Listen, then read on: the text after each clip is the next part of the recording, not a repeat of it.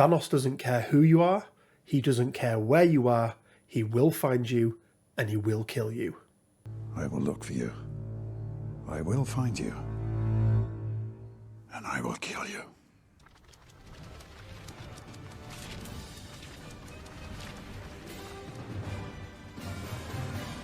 Hey guys, Rich from Richmond Gaming. Hope everyone is doing fantastically well, and carrying on our opening Gambit series. This time we're taking a look at the Mad Titan himself to see just how mobile he actually is in the game and how he can cause some absolute problems for one of your characters, completely isolating them and then allowing the rest of his team to pick them off. So let's take a quick look then at Thanos and the 4 superpowers in total that we're going to be using to make these plays possible. And first of all, in Thanos' card, for anyone that doesn't know, he is normally a 6 threat character. However, we are going to be taking the space and the mind gem with us, both costing 1 threat each. But let's start then with Thanos' own superpowers. So the first one then is going to be an active superpower called Cosmic Portal. Now this costs 2 power, and this basically allows Thanos to place any other character within range 4, range 2. Now that can be an allied character, that can be an enemy character, it can be himself. And he can use this superpower as many times per turn as he wants, but the restriction there is that a character can only be placed once per turn. So you can't move the same character multiple times with this particular power. Secondly then, he has an innate superpower called Being of Immeasurable Power. Now this does a bunch of other stuff as well. It basically allows him to reduce all damage that he takes from enemy effects by 1. There's no minimum on there as well, so it's quite nice. But additionally, it lets him carry 2 gems, and that's why he's able to take the 2 gems, whereas most of the gem bearers can only carry 1, even if their card says that they are a gem bearer and it's got more than 1 gem on there. But additionally, he doesn't have to pay the cost of any active or reactive superpowers on those infinity gems. And that's really the important part about this, because otherwise this play wouldn't be possible. So the 2 gems then, as I mentioned, we've got the space gem first of all, and this is going to allow us to place either Thanos himself or another allied character that's within range 3 and place it within range 2 of its current position. Now this superpower can only be used once per turn. It would normally cost 2 power, but as I mentioned, because of that being of immeasurable power, it's going to reduce that cost down to 0. And the second gem, the Mind Gem, allows us to choose an enemy character within range 3 and advance it short. This superpower can only be used once per turn. Again, it would normally cost 2, but because of Thanos and that being of immeasurable power, it's going to cost him nothing. Now, it is really important that this is an advance. This is different to a place. So there are going to be some restrictions on where we can move people. Even though it's a short, we can't advance them up a building, for example, because that is a climb, not an advance. They're both movements. But if that character can already climb over that building for whatever reason, so if they are the same size as it, or if that character has flight, as we'll see in some of the examples, you can move them as normal. So before we get into some examples and showing you how this works, I just want to show you how mobile Thanos actually is with these gems and with these superpowers that he has. So what we've got here is a very typical setup. We've got our 3 Black Order players, Thanos in the middle, and then Corvus and Proxima either side, and then a very typical 16 threat Steve Avengers led character or squad selection. So we've got Steve, Black Widow and Iron Man in the middle. We've got Sam on one side and we've got Captain Marvel on the other side, because we've got some side objectives here as well. Now let's just take Thanos and let's just move him all the way as far as he can go. So we get to move him up medium from a normal move. He can then use the space gem to move himself up range 2. Now, as you can see from here, we are not going to be in range of any characters yet, but using that last movement action, you can see that even a character like Sam, who's going to be all the way over in the corner of the board, we're going to be in range to be able to then do some shenanigans and start moving him around. But this never happens because your opponent, if you're playing with Thanos, you're going to be forcing them to make a move first. So let's reset the board and take a look at what would typically happen. So in this example then, we're playing at 16 threat. We've got the 20 threat alien ship crashes in downtown, which are these 3 rubble piles here. And then we've also got the 16 threat cosmic invasion Black Order descends on Earth. And we're actually playing this game at 16 threat just for this example. Now we're all set up, the battlefield is ready. Black Order are going to go first as they have won priority. And the first thing that they are going to do is pass their turn. Now, when can you pass your turn? Well, you can pass your turn whenever your opponent has more remaining activations than you do. So in this example, we have 3 remaining activations. Our opponent has 5. So we'll actually be able to pass twice, forcing our opponent to activate 2 characters first before we need to even take our first turn. So, as you can see, our opponent has gone and Captain America Sam Wilson has decided to double move up and try to search through the rubble for the core, but hasn't found it. And yeah, he is there currently securing this point. Now, right now we could trigger the Thanos play, but we're going to hold off for a little bit longer to see if a better target surfaces. So, we're going to pass again back to our opponent and see what they do. Well, we can see that our opponent is playing a little bit more cautiously now, and they've just activated Black Widow, kept her on that back point, securing that 1 VP. So now it is our turn again, and because our opponent has 3 remaining activations, so Iron Man, Steve and Danvers, we have 3 remaining activations. We're no longer able to pass. Now, as I showed from that initial demonstration, Thanos can get absolutely anywhere on the board and be within range 4. However, we have a prime target here in Sam Wilson. So we're going to head over to Sam Wilson and see if we can get hold of him. So we're going to start with a medium move directly towards Sam. We are then going to use the Space Gem. So again, we don't have to spend the power on this because we are Thanos. And that allows us to move ourselves up within range 2, like so. We're now going to start using some of those superpowers, and it's really, really important that we make the right choice when it comes to which order we use them in. Now, because Sam has flight, it's less of a concern because we can basically advance him over any size 5 building. But if the character didn't have flight or there was some buildings in the way, you would need to think about the order that you were doing here. But we don't have to worry too much. So we're going to start, and we are going to use the Mind Gem to advance Sam short. So we'll put a short on here. And again, we don't have to spend that power because, yeah, we are Thanos. So we want to try and get him as far over as possible. So there we go. We're going to advance him there. And we are then going to use our first paid for superpower, which is Cosmic Portal. Choose another character within range 4 of this character. Place the chosen character within 2 of its current position.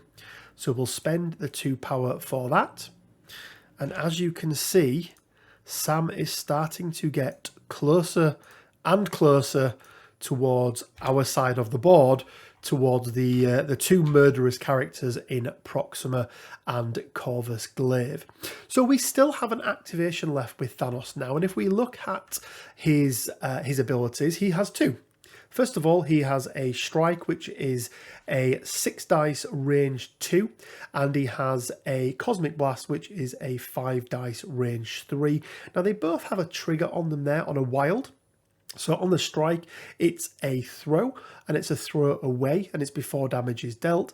And on the second one, it's the Cosmic Blast, and it's the Titan's Will, which allows you to push the character away short. So they're both going to do what we want to achieve, but I'm going to go with the strike for this one, no particular reason. So we would roll our 5 dice, 5 attack dice, and basically what we're looking for is a wild. And wow, you can see that Thanos is rolling absolutely amazing there. Sam may not even get back to where he needs to be. So 1, 2, 3, 4, 5 damage for Thanos. Let's roll those defense dice for Sam. Now, Sam has spent his power, so he doesn't get to do his vibranium shield. If he'd have kept that defensive tech up or kept that power up, he would have been able to do it. But there we go, he blocks 2. So that's going to be a net 3 damage onto Sam, but more importantly, we are getting that throw. So let's have a look at what we can do with that throw. So we line it up here like so, then we take out our short movement tool, and we can see that yeah, we can get Sam quite far away, push him all the way down here, and then Sam has no way of being able to move himself back out at the moment. So Sam is there, and then basically he's left to be at the mercy of Corvus and Proxima. Now, something really important to talk about with Corvus and Proxima in this particular setup is they have a unique superpower called Husband of Proxima or Wife of Corvus Glaive on Proxima, and that basically allows them to do a follow me for the cost of 1 power. And this is where it becomes really important, because this isolated character here, Sam Wilson, he's going to get dazed round 1, and then we will retain priority. Even if our opponent has the same number of characters as us, we're going to be able to retain priority, and therefore we activate first, and we can then KO Sam Wilson before he even gets a chance to activate in round 2. So a super efficient way. But guys, as with all of these plays, there are definitely ways that we can try and mitigate it, and that is through particular characters, that's using particular tactics cards. So let's take a look at a different 16 threat setup and see how it may be able to play against the Black Order. So we're back again with our Avengers led by Steve, but this time as our 16 threat option, we have gone 3 wide, because we know that is how wide Black Order are going to be going. So we're matching them toe for toe. So it stops some of those turn 1 forces of us having to activate first, which is really important. But let's say that we won priority, so we do actually have to activate first. Let's have a quick look at what we can do, which characters we can activate first. And I've highlighted 2 tactics cards here. The first one is Avengers Assemble. So this is an Avengers only card, but you'll see how that comes into play really nicely. And the second one is a card called Fall Back, which is an unaffiliated card. And again, I'll show how that can work as well. So it is our turn to activate first. And we're going to activate with She-Hulk. So She-Hulk has a medium move. So she is going to move medium, and she is going to move over to this side point. Very similar to how Sam did in the last example, but you'll see some of the tech that she has that makes it a little bit easier for her to deal with things. So she's now activated. Let's flip over and take a look at what Thanos is going to do. So Thanos again is going to make that medium move. He's going to place himself within range 2 using that space gem. So this so far exactly the same move here. And then he nicely now has She-Hulk within both range 3 and range 4. So he can choose what he wants to do. So we're going to start by advancing her short, moving her over to here, and that's going to be using the Mind Gem. And then we're going to spend 2 power to use that Cosmic Portal again to portal her away. So move her here like so. And we're going to do exactly the same again. So Thanos is going to make a strike into her with a throw at the back end to try and get She-Hulk down here at the bottom. And let's just say, for argument's sake, that he manages to get that off. He does a point of damage onto She-Hulk, and then She-Hulk is thrown short. So that's short move, and he's going to go all the way down to here. Okay, let's have a look then at some of the tech, because that's the end of Thanos' turn. Let's have a look at some of the tech that we've got that we can do on She-Hulk. So let's have a quick look then at something called Gamma Transfusion. Now this gives her extra power during the power phase, so she should actually have 1 more power. I did forget about that. And What it also allows her to do is if she has suffered damage, she gets to make a short advance towards the attacking character.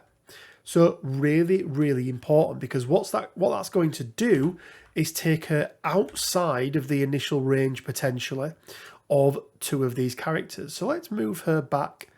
Let's move her back in this direction. There we go. And then we can also do something else, because we have either 2 power to play 4 back, or we can now play Avengers Assemble. So we can spend another power on She-Hulk and she can make a short move in any direction. So you can see here that we can get well out of harm's way, nowhere near the range. I think it's range 3 attacks that Proxima has. Yep, her builder is, or 2 attacks. She's got a range 2 and a range 3 at 0 cost. Corvus Glaive does have a range 4 attack, and I think we're still going to be outside of range 4 of that as well. So completely mitigating this first move that Thanos has made, bringing her back to safety. And obviously as part of this as well, we can move up Steve using the Avengers Assemble if we so wish, and we can also move up Hulk as well. Why would we not move Hulk up there? But you can see by matching them toe for toe for the number of characters wide that we've gone, and by having some reactive defensive tech in there, we've been able to completely mitigate that round 1 move that Thanos was able to pull off. But Rich, you may be thinking that's all good and well for the Avengers, who have got some big hulking characters in their affiliation who they can play. But what about those affiliations who just don't have those big hitters or can really go 3 wide as 16 threat? What can we do about this turn 1 Thanos play? Well, there's some really, really good characters out there, and I've picked 3 of my favourite that are really well designed, all in 3 different ways to be able to combat what Thanos can do round 1. And first of all, I want to start with Jean Grey.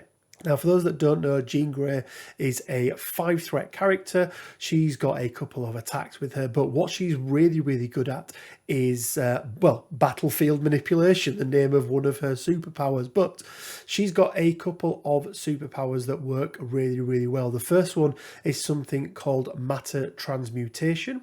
This allows her to choose another character with an activated token that's within range 2 and push it short. And then a character can only be moved by the superpower once per turn. So again, a little bit like that Avengers Assemble, allowing She-Hulk to get out of range of some of the characters, we can do the exact same thing with Jean Grey. She also has a superpower called Shield Mind, which when this character or an allied character within range 4 of it would be placed, advanced or pushed by the effects of an enemy mystic attack or enemy superpowers. Now it's important to remember that everything Thanos did there, including the gems, are all superpowers. You may use this superpower and then the allied character is not advanced, placed or pushed. So basically it just nullifies it completely. The second character I want to talk about is a fairly new character to the game, but one that's getting a lot of play and there's a lot of buzz around him at the moment, and that is Kane Marco, aka the Juggernaut. Now, why is Juggernaut really, really good against this opening play? Well, on his healthy side, he has a unique innate superpower called Helmet.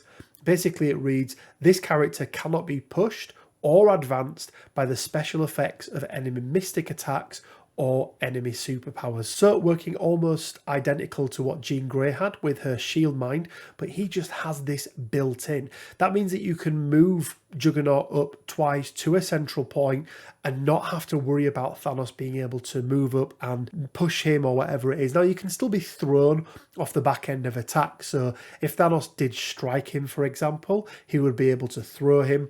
If he used his Cosmic Blast on him and he triggered Titan's Will, he'd still be able to push him there as well, because that's not a mystic attack. But all of those shenanigans that Thanos wants to do round 1, he's not going to be able to do against the Juggernaut. There's also a tactics card that I want to put into the mix here as well, which is Indomitable. This basically allows you to spend 2 power, and if they would be pushed or thrown by an enemy effect, then they are just not pushed or thrown. They stay exactly where they are. Quick one with this one, however, it is only on throws or pushes, so whilst it would stop the throw off the back end of the strike, it would stop the push off the back end of Cosmic Blast, it's not going to stop the place off the back end of the Cosmic Portal, nor will it stop the Mind Gem being able to advance you short either. Lastly then, I want to talk about a character who, as a Guardians player, I have a lot of love for at the moment, and that is Ronan the Accuser. Now, you may have heard me and Quinn talk about in the past how Ronan has the highest floor of any character in the game, because even if he's going to be dazed or KO'd, he always gets the chance to make an attack off the back end of it. And that's from a unique superpower he has called the Accuser. So the Accuser reads, if an enemy effect would cause this character to be dazed or KO'd, it may use this superpower. It is not dazed or KO'd. After the effect is resolved, this character advances short, makes one target targeting the enemy character that caused the effect, and is then dazed or KO'd.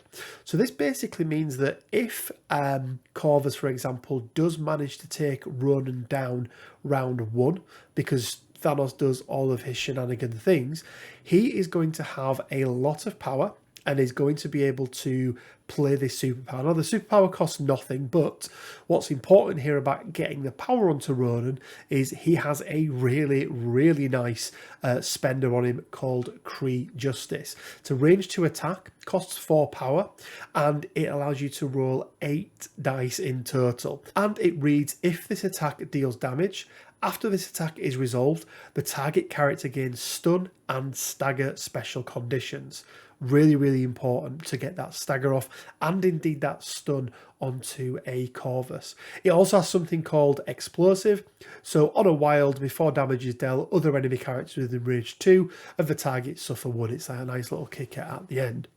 But with Ronan having 6 health, as long as nothing weird happens to him, if he is hit by Thanos, is then thrown and is then taken down by a Corvus, he's going to have 6 power to spend. Now, hopefully he may even be able to last from an attack from Thanos and be able to use Judgment, which costs 2 power but allows you to put a Judgment token on somebody who attacked you, which is again really, really nice. For people that don't know, Judgment token, the character with a Judgment token doesn't gain power when they take damage, so it's a really nice way of being able to take down a character, especially like Thanos, and not powering up for him to be able to come back next round and start causing all sorts of problems. So that is my other pick, Ronan the Accuser, and he gets to do this on his flip side as well. So yeah, it works in exactly the same way. So even if he comes back after the, in round 2, he's been flipped, he's on his injured side, and Corvus and Proxima pile into him again and take him out, he's going to be able to trigger that attack, Kree Justice, and the likelihood is that he will at least daze one of those characters, or at the very least, he's hopefully got that stagger on from round 1, meaning that Corvus or Proxima only get 1 actual activation that round, which again is really, really nice. And they're not going to be generating loads of power from doing loads of damage because they've got that stun on them as well. But there we go, guys. That is my guide to Thanos opening Gambit. I did show this in Black Order, but as I mentioned, this will work in any affiliation whatsoever. So watch out for it. If your opponent has got a Thanos on the board and is running that Mind and Space Gem, be really, really cautious about where you place your characters, which characters you choose to advance up the board first of all, and if you can do, try to include one of those 3 characters that I've mentioned or some of those tactics cards that are going to allow you to hopefully negate that round 1 play that Thanos can make. Guys, if this video has been useful in any way, shape or form, all I ask is that you hit that like button. It really, really does help. And why not subscribe to make sure you're kept up to date with all of the other videos that we release. If you want to support the channel even further, we do now have a Patreon up and running where from as little as £1 a month, you can support the channel and help us continue to make these videos. And a big shout out to everyone who has already supported us on Patreon. We also have our merch store up and running where you can find a whole bunch of MCP inspired apparel, and we have our Discord up and running as well. Again, links down to everything in the description below. Guys, as always, it leaves me with just enough time to say stay well, keep safe, and until next time, bye for now.